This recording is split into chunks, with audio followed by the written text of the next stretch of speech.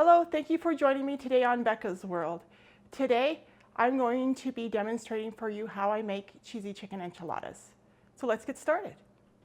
First, you need 8 to 10 boneless, skinless chicken breasts, 1 pound of Monterey Jack cheese shredded, and 1 pound of sharp cheddar cheese shredded, 12 enchilada size flour tortillas, 2 cans of green enchilada sauce, 4 cans of cream of celery soup, 4 cans of cream of chicken soup, 2 cans of sliced black olives. You need 1 pint of sour cream, and you need 2 cans of diced green chilies. Okay, now let's get the chicken started. I'm going to wash and boil it, and while it's boiling, I'll get the sauce mixed up. So first I'm going to get the kettle off the stove and fill it with water. And I'm holding the kettle with my right hand, and I'm sticking my left hand in here so I can feel the water level. That's how I know where the water level is at when I'm filling something. I use my fingers or my hand. I'm going to put this on the back burner. And we'll put the lid on it. So I'm just going to let that start to get hot. So now I'm going to rinse the boneless, skinless chicken breasts. And they're thawed out. I'm rinsing them and putting them on a plate next to the sink. As I'm rinsing the chicken, I can feel the sliminess on it with my hands. And so that's how I decide when I'm done rinsing, is when I no longer feel the sliminess. Okay, so now let's mix up the sauce. We're going to start with 2 to 3 cans of cream of celery soup and 2 to 3 cans of cream of chicken soup. So I'll show you how I open up cans as a blind person. These are pull tab cans. I used to just use the regular cans, but these are just simpler. But you can also, I also have a can opener that I think I will be able to demonstrate on some of the cans.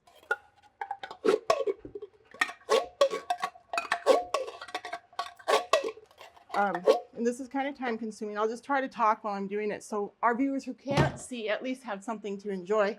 So the original recipe called for 2 cans of cream of celery and 2 cans of cream of chicken. I kind of changed it up over the years. I use 3 cans of each because it just provides more sauce for the recipe. So that's the good thing about this recipe. You can kind of just change it up and make it your own.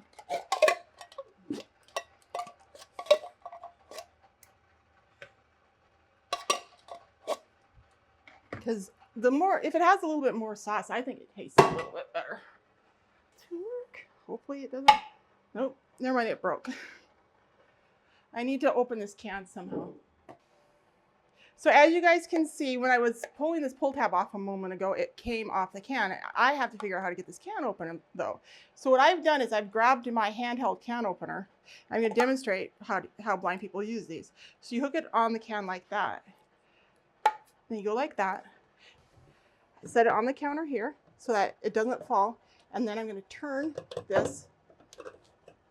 But did you see how and I can show you on another can too. I don't know if this is going to work. Hopefully I can get it to work. This was supposed to be a pull tab can, so maybe this isn't, well, it'll work eventually, I think.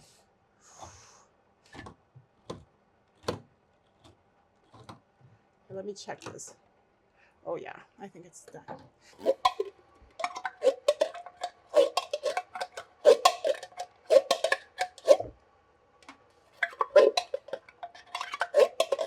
So I'm still just opening the various cans of soup and spooning them, the ingredients into the bowl.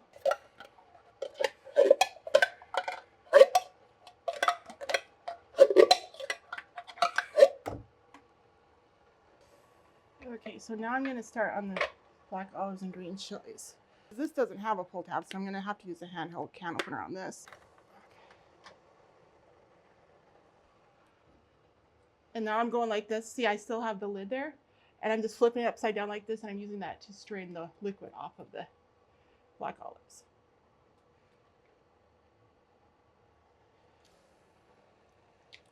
In there.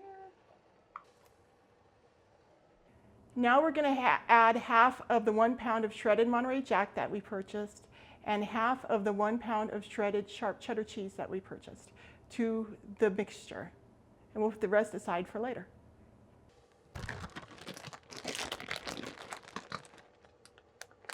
Now I'm just putting about half of the bag of cheese in the bowl. I'm just guesstimating. Now we're going to add the sour cream and the enchilada sauce and mix it all up.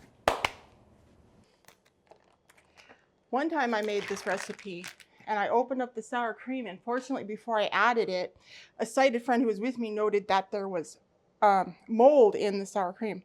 And I always worry about that, so now I'm trying to examine it myself, and it looks okay to me.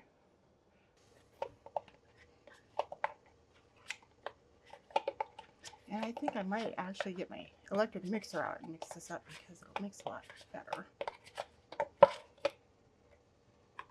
Okay, now let's get the chicken boiling. And what I'm doing is I'm just taking the chicken breasts one at a time off of the plate and adding them to the pot of boiling water. Okay, so I just put the chicken on to boil, and this is my talking timer. I'm going to set this for 15 minutes because that's how long I want the chicken to boil. The timer time is 0 at 1, 2, 3, 4, 5, 6, 7, 8, 9, 10, 11, 12, 13, 14, 15. That's 15 minutes. I'm going to hit start. On. So that's how it goes. And then in a little while it'll go beep, and then I can get the chicken off there. But I'm going to, in the meantime, stir this up. So as I'm mixing this, I'm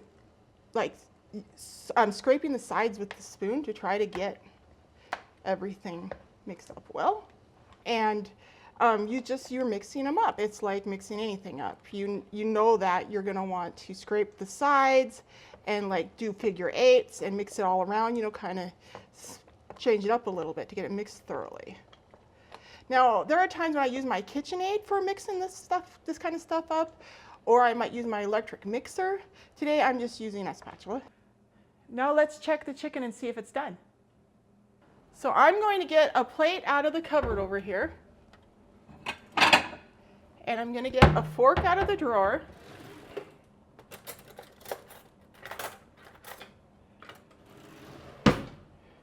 I'm going to come over here to the kettle where the chicken is boiling. I'm going to stab a piece of chicken, put it on the plate. What I'm going to do is I'm going to check the temperature of this chicken using my talking meat thermometer. I'm going to demo this. So this is the talking meat thermometer. This is what it looks like. It's got this handy hook on it so you can hook it on something if you want to. And then I'm going to feel the chicken to find a nice fat part. I'm going to stick the meat thermometer in deep enough so that the tip of the meat thermometer is about in the middle of the chicken. And then I'm going to 184.8. It says 184.8 degrees Fahrenheit. Now chicken needs to be cooked to 165 degrees Fahrenheit to be done. And that's just something I've learned. So here's the next piece of chicken that we're going to test. I don't want to burn myself. Okay, now I'm going to, now let's see. 166.1 degrees. Did you hear that? Can you hear that? It said 166 point something degrees Fahrenheit. So this one is also done. So let me just check a couple more because there's so many in here. If I check one or two more and they're done, then I'm just going to assume they're all done. I just like to be really thorough because I'm blind. 160.9 degrees Fahrenheit. Okay, this one says 160, so let's...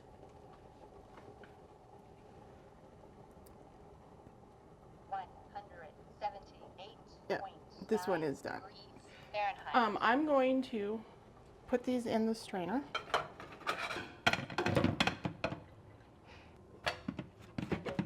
And I'm going to position the strainer in the sink in such a way so that it's kind of braced against the wall. So when I dump the chicken in there, hopefully it doesn't, like, I don't know, surf up and dump the chicken out. I've had that happen before. So see, I'm dumping the water into the strainer.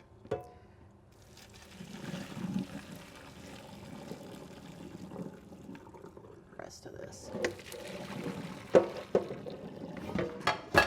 Trying to keep from dumping the chicken in the sink. Okay, now let's put these babies together. First, we're going to cut up the chicken. You're probably wondering how I'm going to cut this chicken up without cutting my fingers off. So watch this. So I already cut it up a little bit, but here, if you look at, I've got my left hand here holding the chicken. I've got my right index finger here on the edge of the chicken, and I've got the knife here, and I can feel where the knife is sitting, and I'm bracing the chicken with my left hand. And I'm just going to go like this to slice the chicken. And see, my hand is still here, so then I'm going to move my fingers back a little bit and move the knife up there, and then check with my finger where it's at, and then go like this and slide it over like that, and then just go to the next like this and like so. That's how blind people cut stuff without cutting their fingers off, guys. Now see, I can cut this up even smaller. So this is a technique, this is how I've been cutting chicken for a while. And I learned skills at blind school that made my techniques maybe a little bit keener. But to be perfectly honest, a lot of these are skills that just came naturally when I went blind, because once you go blind, you just start seeing with your hands. You start seeing with your ears. It's just what happens.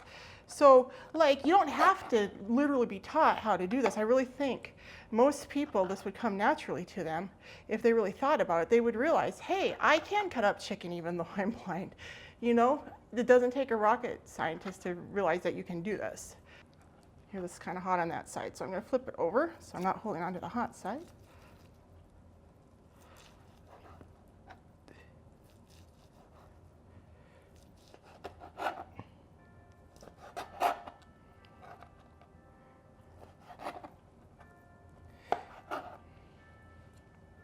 And I sometimes like to feel the pieces of chicken as I'm taking them off of the cutting board to put them back, you know, over here into the bowl, kind of break them up a little bit more if I think they're kind of large, like this. Now I'm going to grab a handful of chicken, place it in the center of the enchilada shell. I'm going to grab a spoonful of the sauce, place it approximately in the center on top of the chicken. Then I'm going to grab the bottom half or the bottom side of the enchilada shell and fold it up. And I'm sliding my thumb under the enchilada shell so I can find the top part of it. And then when I get up to the top, I'm going to fold it down. And I'm going to spin the plate and fold the bottom up and then fold the top down. And I'm going to pick up the whole thing like this with both hands. And I'm going to put it, actually, I think it goes over here now. The next one in the series in the pan. Then I'm back over here, I'm going to grab another handful of chicken. And I'm obviously going to have leftover chicken. And what I usually do with the leftover chicken is, A, I feed it to my dog, or B, I make chicken salad and have chicken salad sandwiches.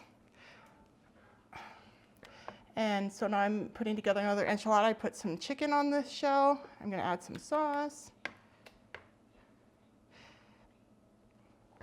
And the original recipe called for something like 3 or 4 tablespoons of cut up chicken. I always just guesstimate. So I'm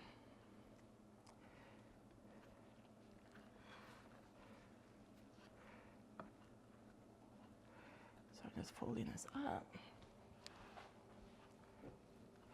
I'm going to add this to the enchilada pan. Grab another handful of chicken. Put it on there. And I know this is repetitive, but we'll be done soon and we'll be on to the next step, so you guys won't be so bored, hopefully. Okay, so now that the enchiladas are in the pan, I'm going to spread the remainder of the sauce over the top of the enchiladas, and we're going to make sure that the oven is preheated to 350 degrees.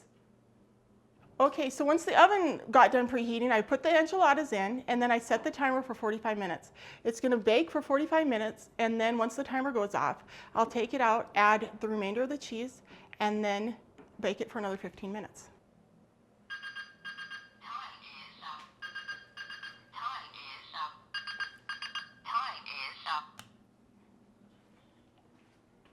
We all know what that means. Time to eat.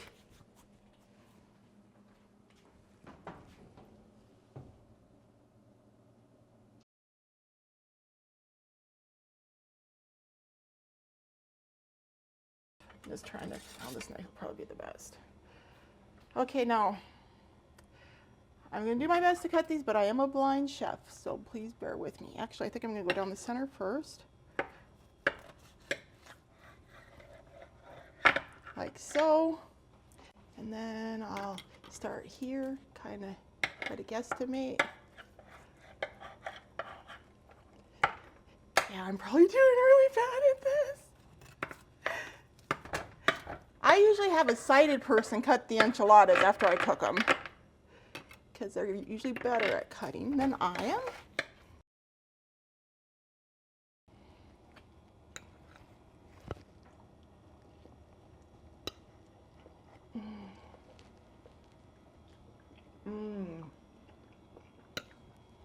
Wow.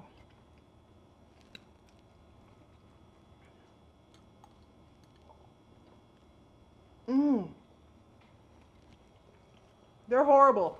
I think you guys better order pizza.